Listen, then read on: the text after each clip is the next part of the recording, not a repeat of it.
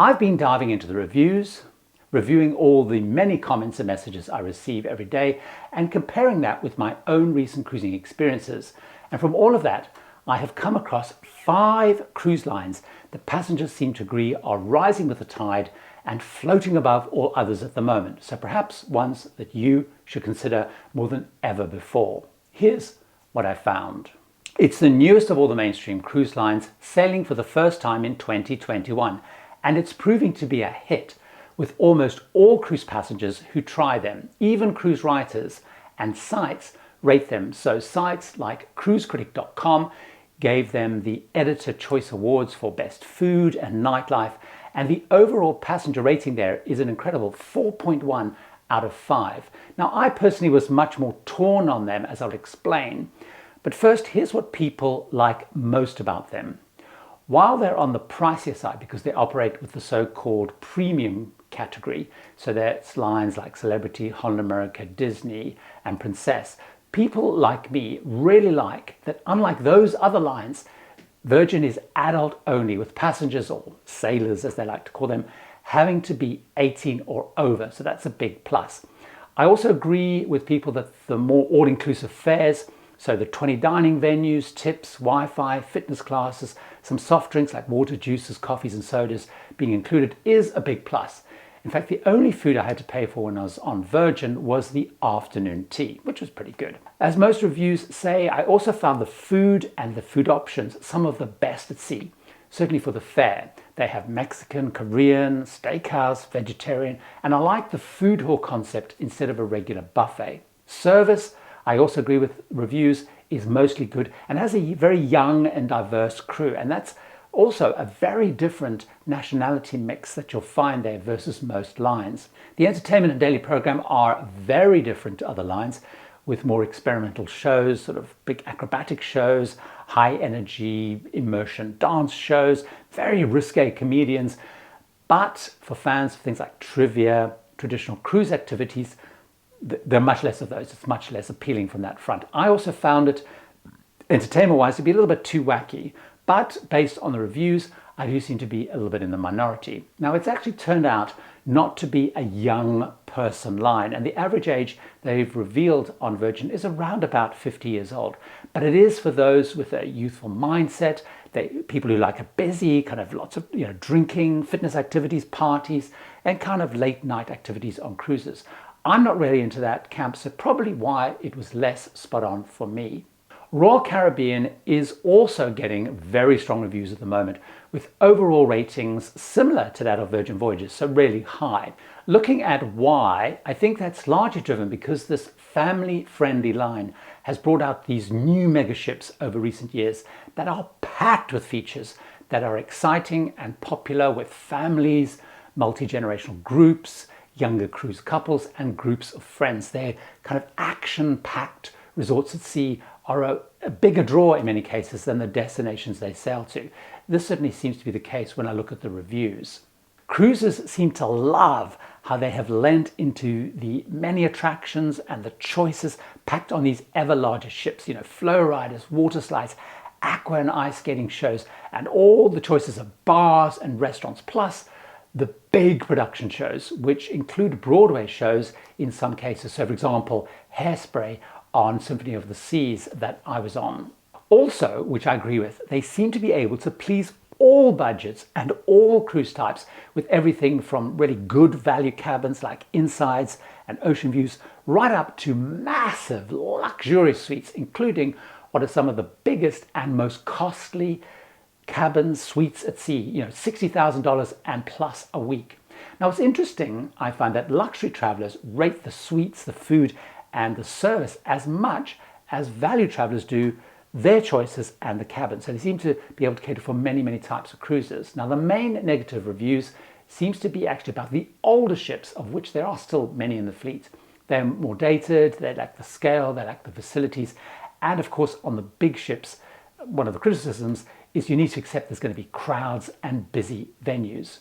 Now, I'm not a fan of big ships, but I do find Royal Caribbean really good at what they do, with a wide range of options for different cruiser types. So unlike some large ship lines that I've been on, like MSC Cruises, I feel they offer kind of much more variety, and they do offer more quiet spaces in that busy kind of crowded ship experience. A line that gets an even higher rating and better reviews of both of those lines is Disney, and I think that's because they appeal to a very specific crowd. Now, for me personally, it was definitely not one of my highly rated lines, but that is because I'm not right for the line.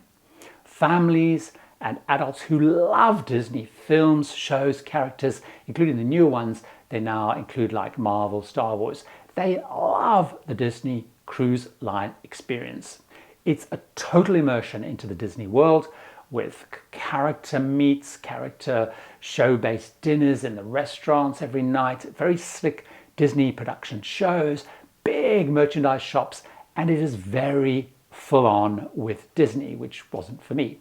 Now, many positive reviews, by the way, also come from adults cruising without kids who still love Disney, and the adult-only areas on the ship is a big plus for many people. Now, I did not share many reviewers' enthusiasm because I'm not a Disney person, and so many of the characters and the shows kind of went right over my head because I wasn't familiar with the stories. I also found the ship pretty crowded because, of course, there were lots of kids and families sharing cabins, so particularly at those kind of school holiday times, it's really busy. But Disney is not designed for me. But if Disney is a love and you have the budget, because they are rather costly, then reviews suggest they are very much a hot cruise line and very hot right now. Another cruise line that is consistently getting good reviews and on Cruise Critic gets the highest passenger rating of any line, an incredible 4.6 out of 5, is the one that I'm also actually on the fence about. Again, as I'll explain, and this one is Viking Cruises. Like Virgin Voyages, it is also an adult-only line, 18 plus, which is something that reviewers rate. There are so few adult-only options, and with more lines at all levels really attracting families, this has become even more positive in the reviews for people seeking kind of a sophisticated adult experience. The downsides, which some critics point out, is that it is a rather costly line, even considering fares include an excursion in every port, especially dining, Wi-Fi, beer, wine and soft drinks at lunch and dinner, access to the spa, and often gratuities, depending on where you're booking. But it has a pretty onerous early payment of full cruise fare term versus other lines in some regions when you book, so that's a negative. But the opposite argument given is you're sailing then on a ship carrying just over 900 passengers. The ships are very modern, they're very stylish, there's a really good enrichment program, the food is good, they include afternoon tea that I do agree is probably one of the best at sea. I think though, because it's a smaller audience due to the cost, this does help boost the positive reviews and ratings because Viking has a really loyal fan base, lots of repeaters, and they review the line often, and they're very fast, by the way, to defend the line. However, I agree that they are a slick and stylish line, and the reason I rate them less highly than the ratings suggest overall is although I've cruised them twice, I do feel the fares are still a little bit high for what they provide. And I feel though that the line works really well for travelers that like a much more curated experience, more like their river line, and it suits independent-minded travelers perhaps less well. But I may be overthinking it, and it has, of course, not stopped me booking another one. I'm booked an Alaska cruise with them next year. So we will see. It's definitely one that's really hot and rated really highly right now. I want to talk about a line that gets overall strong reviews among some of the higher ratings, by the way, of the line. So again, that 4.1 out of 5, so like Virgin does. But this hides a very mixed review based on which class of ship and which grade you're cruising in. And I think this is a really interesting example of a line that's hot in parts but not in others. So choosing which ship and which grade you cruise in it is really important. Celebrity cruise reviews differ really widely based on which ship people go on and what grade. So they have 3 classes of ships, with the one they're focusing on being the Edge class, so Edge, Apex, Beyond and Ascent. Now these are really contemporary modern ships that are very different to the existing Solstice and Millennium class ships, which are much more traditional in design and layout and overall look. Now the Edge class have the infinite balcony cabins where they've enclosed the balcony in the cabin and has a sliding glass window instead. It makes the cabin bigger, But cruisers, certainly like me, kind of miss the more open air balcony. So that is very divisive in the reviews. They have features like the magic carpet, which alternates between being a bar, restaurant, and a tenderboat platform, which people like. It also has funky venues like Eden and much more kind of modern entertainment than their competitors.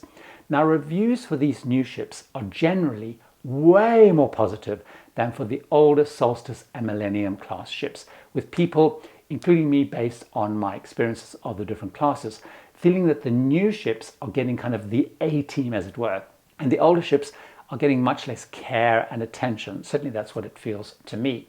Now, on top of that, I can also see reviews for those in the retreat, which is their suites. So people in the retreat have access to a lounge, a large deck with pool, hot tubs, a bar, the dedicated Lumini restaurant, and those reviews are way more positive than those people who are not in the retreat. Now, not only because it's a really good experience, which I agree with, but also because regular cruisers are really frustrated that a large area of the ship is then closed off to them.